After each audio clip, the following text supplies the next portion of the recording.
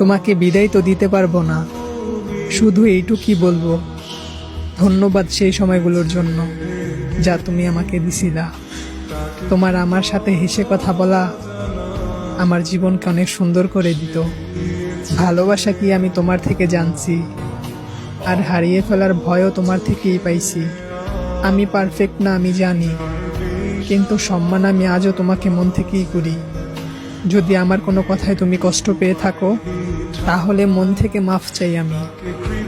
তোমাকে রেখে দিতে তো চাই, কিন্তু সেটা সম্ভব না। যদি তুমি অন্য জায়গায় খুশি থাকো, তাহলে এটাই আমার খুশি।